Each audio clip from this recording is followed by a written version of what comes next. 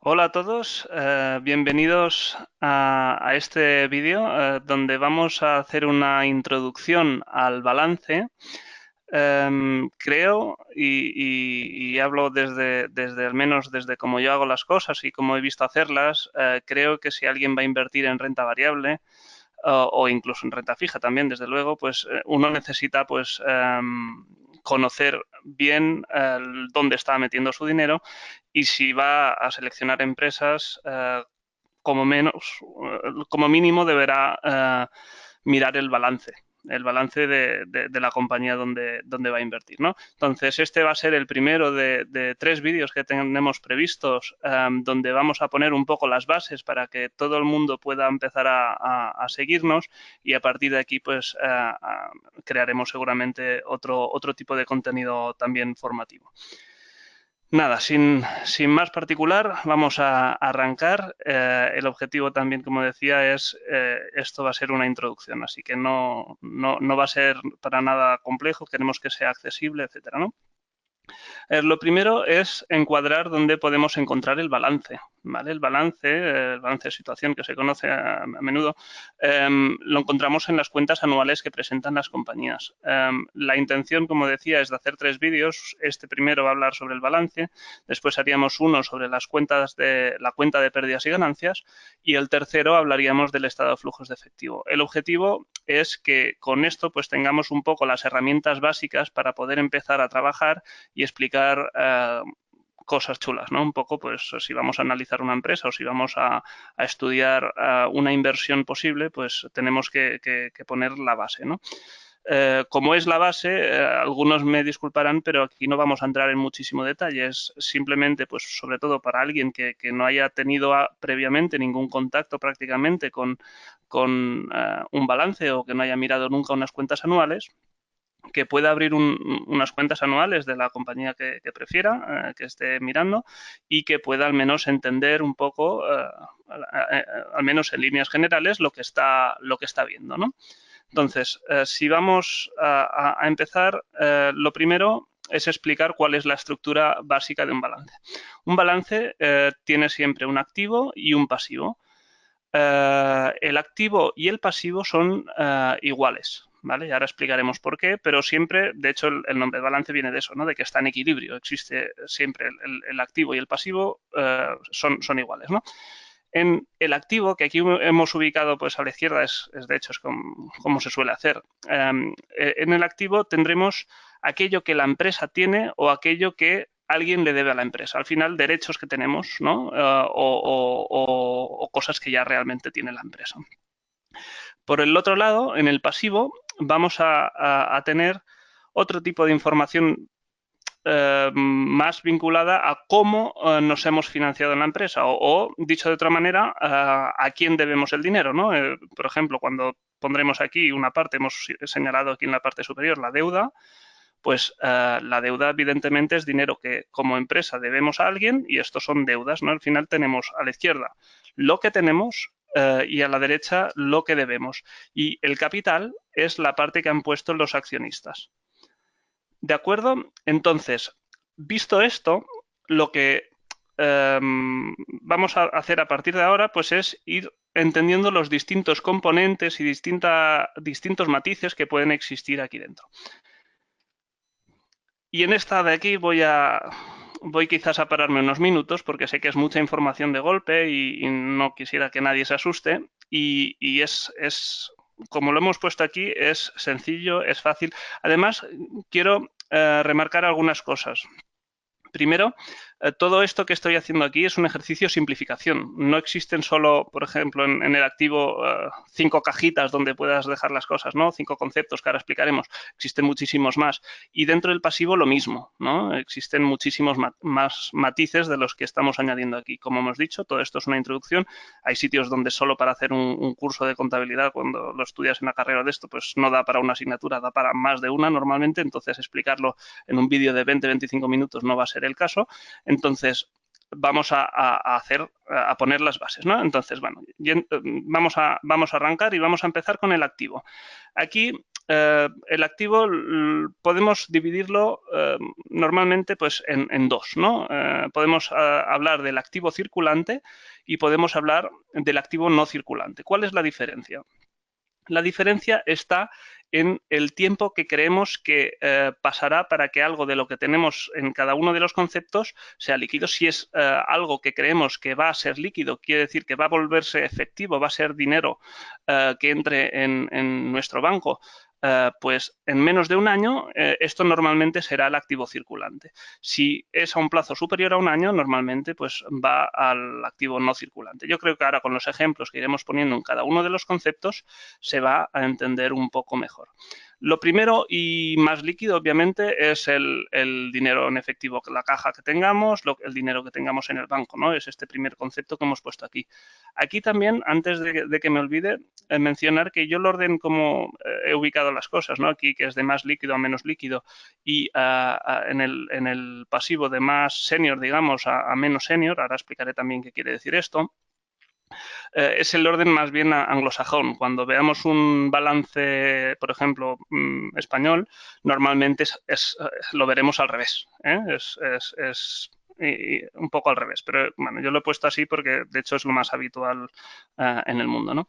Después, el segundo concepto aquí he puesto clientes. A veces, y aquí quiero pararme también a explicar, a veces algunos de los conceptos que yo introduzco aquí como clientes, ¿no? Pues dependiendo de dónde lo leamos o de esto, pues aparecerán distintos sinónimos y de esto. Y yo es una de las que creo que es una de las dificultades a veces para entender balances, ¿no? Por ejemplo, cuando lo veamos en inglés, esto normalmente es receivables, ¿no? El dinero que vamos a recibir. ¿Qué tenemos en esta partida de clientes?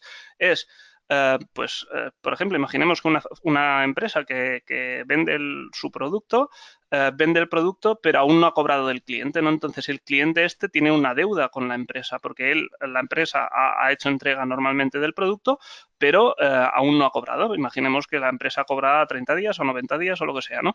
Entonces, este dinero tenemos que reflejarlo de alguna manera en el balance. Entonces, ¿cómo lo reflejamos? Simple, pues anotando en esta partida la cantidad que sea, ¿no? En lo que he puesto como inventarios, que de hecho en español creo que se suele ver más como existencias, esto viene a ser un poco más una mala traducción mía quizás del inglés, que se diría inventories, ¿no? ¿Aquí qué tenemos? Pues imaginemos que esta empresa que decíamos antes, ¿no? Que ha vendido algo, para vender ese producto normalmente igual ha necesitado una materia prima, ha tenido que aprovisionarse, ha tenido que tener una materia prima, por ejemplo, para fabricar el producto que ya comercialice. Y esos son inventarios que no están vendidos. Dentro de los inventarios pues pueden haber distintos matices, ¿no? Y existe desde los productos, pues materia prima tal cual, productos en curso, productos acabados, ¿no? Pero bueno, aquí no vamos a entrar en tanto detalle en todo esto, ¿no? Y este sería el bloque que hemos puesto aquí como activo circulante. Claro, repasemos un momento. Hemos dicho que el activo circulante vamos a hacerlo líquido, vamos a cobrarlo en efectivo en menos de un año. Si yo tengo una partida de clientes, seguramente no espero cobrarlo dentro de 5 años, ¿no? Si he vendido una factura, espero cobrarlo normalmente en menos de 6 meses, dependiendo de las circunstancias. Puede ser que haya una partida más difícil de cobrar, pero esta partida en condiciones normales tiene que hacerse líquida en menos de un año. Y lo mismo si tenemos un producto que imaginemos un producto acabado ya y tal, lo tenemos allí en existencias, pero no esperamos que se nos quede allí 5 años, ¿no? Por este motivo, todas estas partidas se ubican dentro del activo circulante. En el activo no circulante, aquí también en un ejercicio de nuevo de simplificación, solo he ubicado dos conceptos, que es el inmovilizado material y el inmovilizado inmaterial, porque creo que son un poco las bases. Imaginemos que esta misma empresa que decíamos antes fabrica el producto X. Este producto que fabrica pues igual necesitará un local, necesitará unas maquinarias, igual tiene unos terrenos para el día de mañana tener una segunda fábrica, ¿no? Todo esto sería inmovilizado material. Y en el inmovilizado inmaterial, ¿qué tendríamos? Pues derechos, patentes, bueno, también existen otros matices, ¿no? Como haces amortizaciones, otro que hoy no entraremos a explicar esto, pero digamos todo aquello que son, de nuevo, activos que tiene la empresa normalmente o derechos que tiene la empresa, pero que no son materiales y que no pretendes tampoco, pues uno cuando tiene una patente no va a sacarle ningún retorno, no va a obtener normalmente dinero líquido de eso, ¿no? Después puede venderla y obviamente es un activo, pero no se refiere a la actividad principal de la empresa. Y entonces, bueno, yo creo que hemos repasado un poco el activo.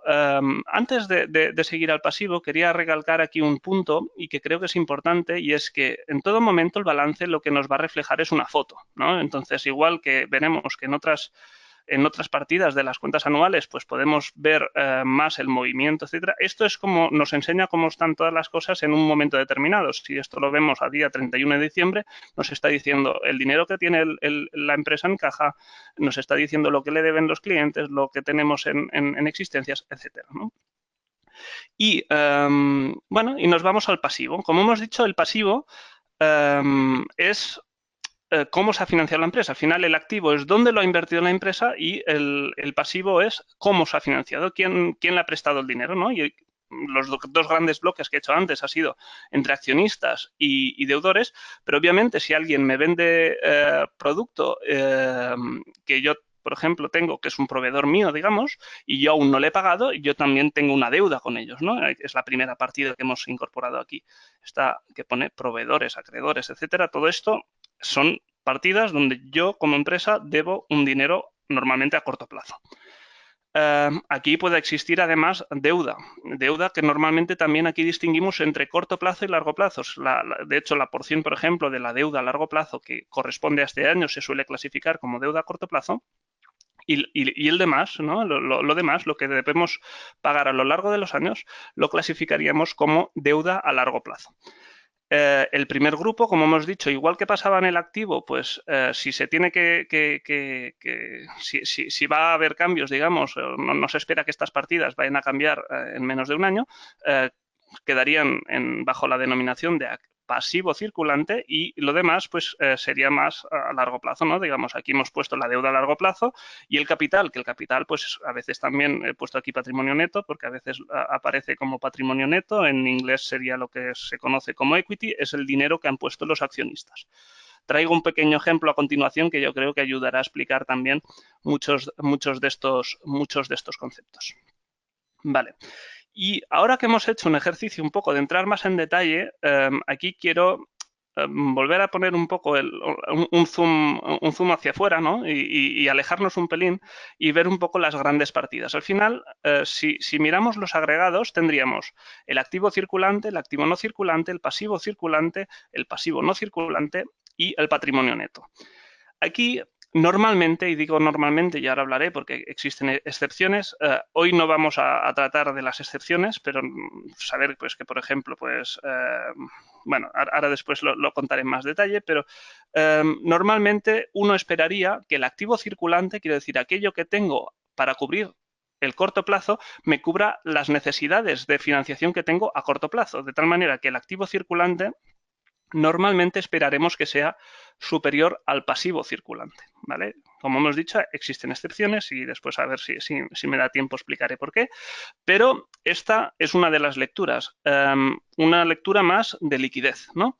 Y después, cuando miramos un balance, la segunda lectura, gran lectura que debemos hacer o que a menudo se hace es de solvencia, ¿no? Es con el patrimonio neto que yo tengo, puedo cubrir bien las necesidades de financiación que va a tener la empresa, etcétera, el funcionamiento normal de la empresa, porque imaginemos una empresa donde el patrimonio neto que tenemos aquí pues fuera minúsculo y todo fuera deuda.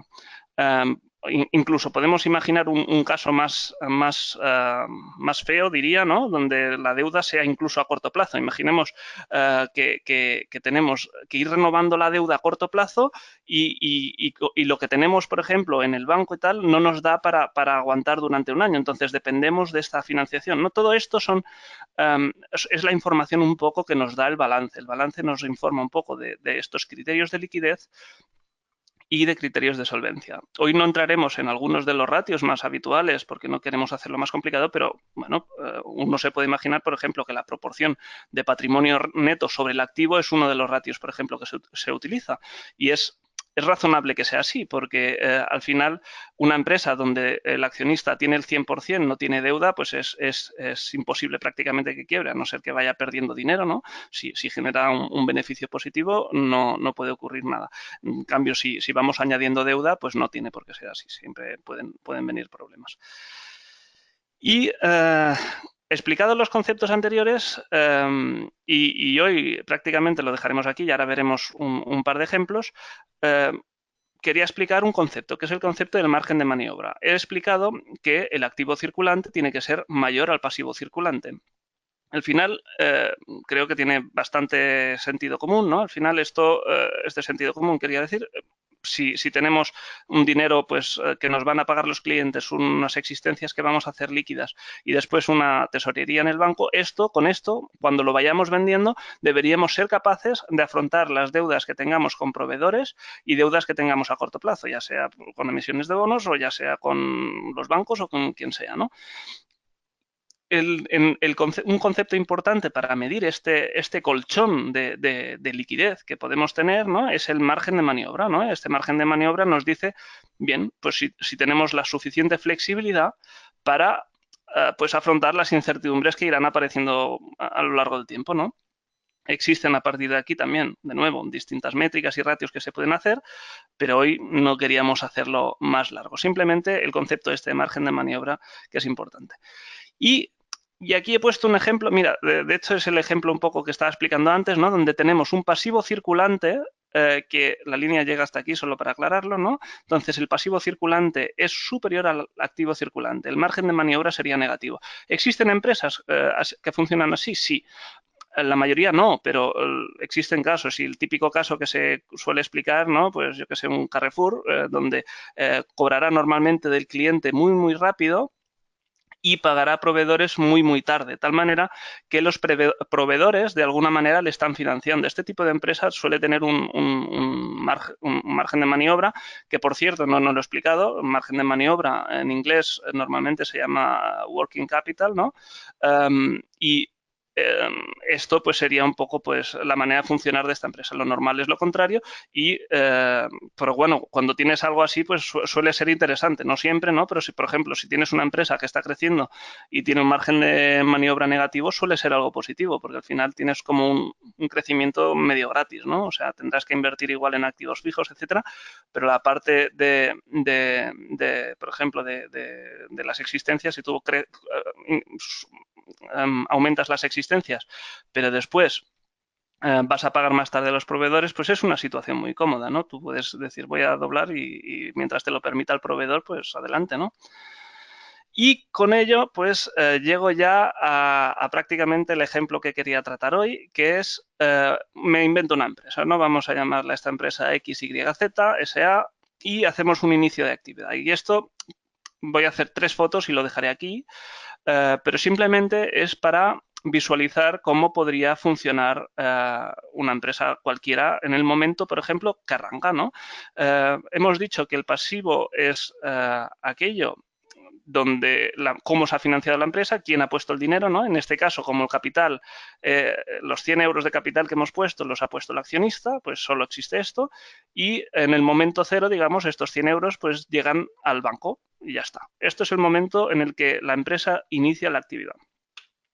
Después llegamos a un segundo momento donde la empresa compra maquinaria, porque bueno, el típico ejemplo, por ejemplo, que se usa en Estados Unidos mucho, ¿no? Es el que tiene un puesto donde va a hacer zumos de limón o lo que sea, ¿no? Pues entonces, ¿qué tendrías esta? Pues los 100 euros del accionista se quedarían igual, pero igual necesito comprar una exprimidora de zumo, ¿no? Pues esto igual vamos a decir que me cuesta 50, ¿no? De los 100 que tenía. Entonces, de tal manera que el activo, fijaros, ha producido un cambio de composición y nos refleja la nueva realidad. La nueva realidad es que la empresa en su banco quedan 50 y se ha gastado 50 en esta exprimidora.